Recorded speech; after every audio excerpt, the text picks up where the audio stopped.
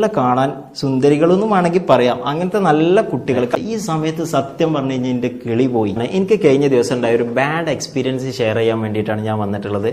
എന്താണെന്ന് വെച്ച് കഴിഞ്ഞാൽ ഞാൻ തിരുവനന്തപുരത്ത് ഒരു പ്രോഗ്രാമിന് വേണ്ടിയിട്ട് പോവായിരുന്നു. ട്രെയിനിന് ടിക്കറ്റ് കിട്ടാത്തത് കൊണ്ട് തന്നെ ബസ്സിനായിരുന്നു പോകുന്നത്. ലോ ഫ്ലോർ ബസ്സിലാണ് പോകുന്നത്. ഞാൻ കോട്ടക്കൽ നിന്നാണ് ബസ് കയറിയത്. ഉണ്ടായ സംഭവം എന്താണെന്ന് വെച്ച് കഴിഞ്ഞാൽ ഞാൻ ബസ് കയറിയിരുന്നു. ഞാൻ ബാക്കിൽ നിന്ന് ഏറ്റവും ബാക്കത്തെ സീറ്റിൻ്റെ തൊട്ട് മുന്നിലുള്ള ഒരു സീറ്റിലായിരുന്നു ഞാൻ ഇരിക്കുന്നത്. അത് കറക്റ്റ് ഞാൻ പറഞ്ഞുതരാം. ഏറ്റവും ബാക്കിലുള്ള സീറ്റ്, അതിൻ്റെ തൊട്ട് മുമ്പിലുള്ള സീറ്റിൽ ഈ സൈഡിൽ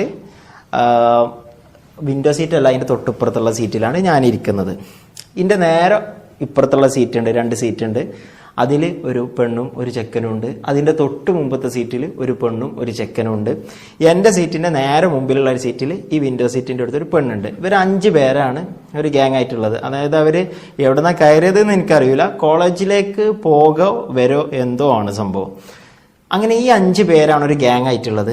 എൻ്റെ മുമ്പിലുള്ള സീറ്റിൽ ഈ പെണ്ണിൻ്റെ അപ്പുറത്ത് വേറെ ഏതൊരാൾ ഇരിക്കുന്നുണ്ട്. അവർ ഇവരെ ഗ്യാങ്ങിലുള്ളതൊന്നുമല്ല.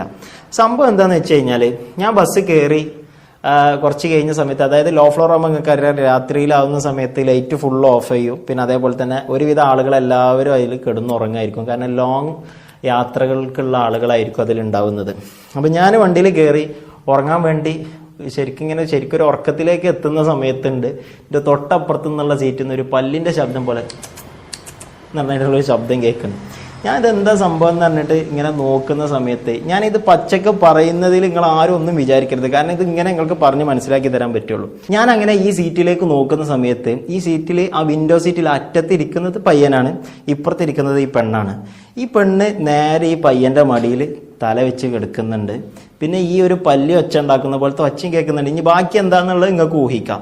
ഇത് പറഞ്ഞു കഴിഞ്ഞാൽ ചിലപ്പോൾ ഒരു പക്ഷേ നിങ്ങൾ വിശ്വസിക്കാത്തവരുണ്ടാവും, ഇത് വിശ്വസിക്കുന്നവരുണ്ടാവും. ഇങ്ങനത്തെ അനുഭവങ്ങൾ മുന്നേ ഉണ്ടായവരുണ്ടായിരിക്കാം.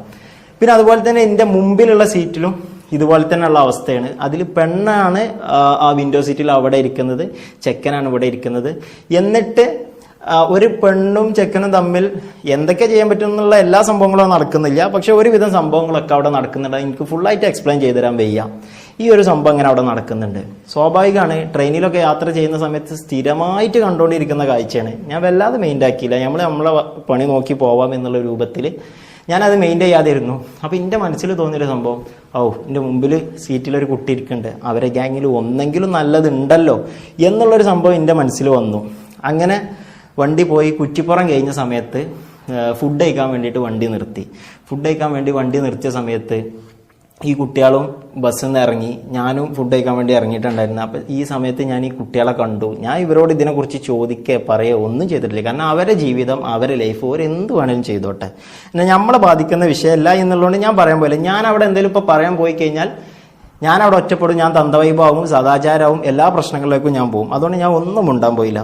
ഈ വന്ന കുട്ടികളും തന്നെ, ഞാനൊരു ഇസ്ലാം മതവിശ്വാസി ആയതുകൊണ്ട് എനിക്ക് ധൈര്യത്തിൽ പറയാം. അല്ലാതെ മതത്തിനെ അടിച്ചാക്ഷേപിക്കാല്ല, മതത്തിന്റെ ഭ്രാന്തുള്ള ഒരു നാളത് കുത്തിപ്പൊക്കിയാണ്ട് എനിക്കെതിരെ വരൊന്നും വേണ്ട. ഇതുള്ള സംഭവമാണ്.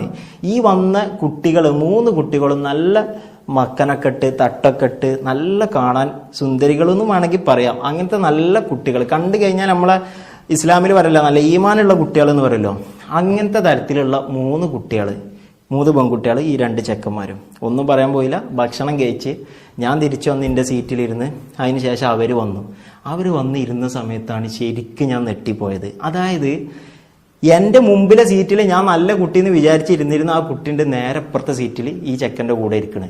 അവിടെ മുമ്പത്തെ സീറ്റിൽ ഇരുന്ന പെണ്ണുണ്ട്, പിന്നെ തിരിച്ച് ബാക്കത്തെ സീറ്റിൽ ഇരിക്കണം. ബാക്കത്തെ സീറ്റിൽ ഇരുന്ന പെണ്ണുണ്ട്, ഇപ്പുറത്ത് എൻ്റെ മുമ്പത്തെ സീറ്റിൽ വന്നിരുന്ന് ഫുള്ളായിട്ട് എക്സ്ചേഞ്ച് ചെയ്തു.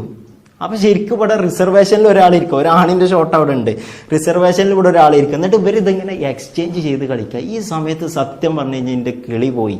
നമ്മൾ ഒരുപാട് യാത്രകൾ ചെയ്യുന്ന ആളായതുകൊണ്ട് ഇത്തരത്തിലുള്ള കാഴ്ചകൾ പോകണം. പക്ഷെ ഇങ്ങനത്തെ ഒരു എക്സ്ചേഞ്ച് ചെയ്യുന്ന ഒരു സംഭവം ഞാൻ എൻ്റെ ജീവിതത്തിൽ ആദ്യമായിട്ട് കാണായിരുന്നു. ഇത് പറയുന്നതിൽ എനിക്ക് ഒരു മടിയുമില്ല. ഞാൻ ഈ ഒരു വിഷയം പറയുന്നതോട് കൂടിയിട്ട് എനിക്ക് എന്തൊക്കെ നഷ്ടങ്ങൾ വരാനുണ്ടോ എല്ലാം ഞാൻ സ്വീകരിക്കാൻ തയ്യാറാണ്. കാരണം ഈ ഒരു വീഡിയോ ചെയ്യുന്നതിന് മുന്നേ ഞാൻ ഒരുപാട് ആലോചിച്ചു, ഇത് ചെയ്യണോ, ഇത് ചെയ്യണ്ടേ, ഇത് ചെയ്ത് കഴിഞ്ഞാൽ എങ്ങനെയെന്നുള്ളതൊക്കെ ഞാൻ ആലോചിച്ചു. ഇതിൻ്റെ പേരിൽ ഇനി നിങ്ങൾ അൺഫോളോ ചെയ്ത് പോവുകയാണെങ്കിൽ പോയിക്കോളും. കാരണം എനിക്ക് അങ്ങനത്തെ ഫോളോവേഴ്സിന് ആവശ്യമില്ല. അങ്ങനെ എനിക്ക് എന്തൊക്കെ നഷ്ടം ഈ ഒരു കാര്യം ഞാൻ പറഞ്ഞതുകൊണ്ട് എനിക്ക് വരുന്നുണ്ടോ എല്ലാം ഞാൻ സഹിക്കാൻ തയ്യാറാണ്. ഇതൊരിക്കലും ഒരാളും തമാശയായിട്ട് എടുക്കരുത്. കാരണം നമ്മളെ കാലം പോകുന്നത് അത്രയും നാശത്തിലേക്കാണ് എന്നുള്ളത് എൻ്റെ ഈ ഒരു അനുഭവത്തിലൂടെ എനിക്ക് മനസ്സിലായി. ഇത്തരത്തിലുള്ള അനുഭവങ്ങൾ നിങ്ങൾക്ക് ഓരോരുത്തർക്കും ഉള്ളവരായിരിക്കാം. ഈ സമയത്ത് എനിക്ക് പറയാനുള്ളത്, ശരിക്കും ഈ പെൺകുട്ടികളോട് പറയാനുള്ളത്, നിങ്ങളെ മനസ്സിൽ ഇപ്പം ഉണ്ടായിരിക്കല് നമുക്ക് ഒരു ജീവിതമല്ലേ ഉള്ളൂ, ഒരു ലൈഫല്ലേ ഉള്ളൂ, അത് അടിച്ചു പൊളിക്കാം. അപ്പം നമുക്കിപ്പോൾ കുറച്ച് സന്തോഷങ്ങൾ വേണം. അതിനിപ്പോൾ ഓൻ്റെ കൂടെ നിൽക്കുന്നതുകൊണ്ട് എന്താ, അല്ലെങ്കിൽ ഓൻ ഇങ്ങനെ ചെയ്യുന്നതുകൊണ്ട് എന്താ, അത് പ്രശ്നമില്ലല്ലോ എന്നുള്ളതായിരിക്കും ഇപ്പോഴത്തെ നിങ്ങളെ മെൻറ്റാലിറ്റി. നിങ്ങൾ ഇതിന് വേണ്ടിയിട്ട് ഖേദിക്കുന്നൊരു സമയം വരും. അതായത് നിങ്ങളൊരു മാരേജ് ലൈഫിലേക്കൊക്കെ പോകുന്ന സമയത്ത്, ഒരു ഫാമിലി ലൈഫിലേക്കൊക്കെ പോകുന്ന സമയത്ത് നിങ്ങൾ ഇതിന് ഖേദിക്കേണ്ടി വരും. ഇന്ന് എത്ര പോരം പെൺകുട്ടികളാണ് ഒരു കയറുത്തുമ്പിൽ തൂങ്ങി മരിക്കുന്നത് എന്നുള്ളത് അറിയാം. എത്ര പോരം പെൺകുട്ടികളാണ് സൂയിസൈഡ് ചെയ്യുന്നത്. എന്താണ് കാരണം? തൻ്റെ സ്വന്തം ഫ്രണ്ടാണെന്നും എൻ്റെ സ്വന്തം ബെസ്റ്റി ആണെന്നും എൻ്റെ സ്വന്തമാണെന്നൊക്കെ നിങ്ങൾ വിചാരിച്ചിരിക്കും. അവനക്ക് അതിന് വേണ്ടിയിട്ടുള്ള എല്ലാ ഫോട്ടോസും കാര്യങ്ങളും, അതിനെന്താ കുഴപ്പം, നമ്മളാളല്ലേ, ഇതൊക്കെ നിങ്ങൾ അയച്ചു കൊടുക്കും. ഇതൊക്കെ ആണുങ്ങൾ സൂക്ഷിച്ചേക്കും. ആണുങ്ങൾ ഇതൊന്നും കളയൂല. നിങ്ങൾ എന്താ വിചാരിച്ച ആണുങ്ങൾ കളയുമെന്ന് വിചാരിച്ചാൽ ആണുങ്ങൾ ഇതെല്ലാം സൂക്ഷിച്ചു വെക്കും. പിന്നെ നിങ്ങൾ അതിൽ നിന്നും പിന്മാറുന്ന സമയത്ത് ഇവരിത് തിരിച്ചിടും. ഇതാണ് സംഭവിക്കുന്നത്. ഇത് നിങ്ങൾക്ക് പുറത്ത് പറയാൻ പറ്റൂല, ഫാമിലിയിൽ പറയാൻ പറ്റൂല. ഇതിൻ്റെ പ്രശ്നം കൊണ്ട് നിങ്ങൾ ജീവിതം അവസാനിപ്പിക്കും. ഇത്തരത്തിലുള്ള പ്രശ്നങ്ങൾ നിങ്ങൾക്ക് ഇല്ലാതിരിക്കാൻ വേണ്ടിയിട്ടാണ് ഈ കാര്യം പറയുന്നത്.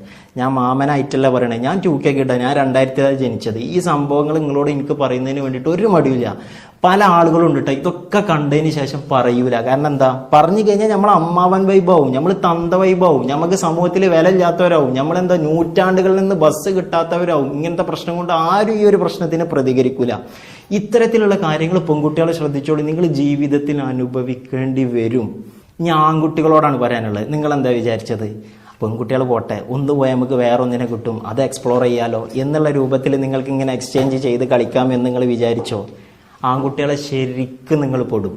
എന്താന്ന് വെച്ച് കഴിഞ്ഞാൽ, ശരിക്കും ഒരു പെണ്ണ് വിചാരിച്ചാൽ മതി നമ്മൾ ആണുങ്ങളെ ജീവിതം ഇല്ലാതാക്കാൻ.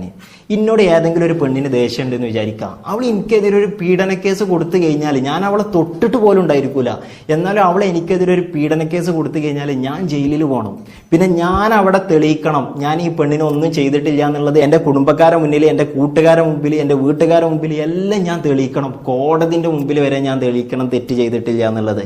എന്നാലേ ഞാൻ നിരപരാധിയായിരിക്കുള്ളൂ. അല്ല എന്നുണ്ടെങ്കിൽ ഞാൻ പീഡനക്കേസിലെ പ്രതിയാണ്.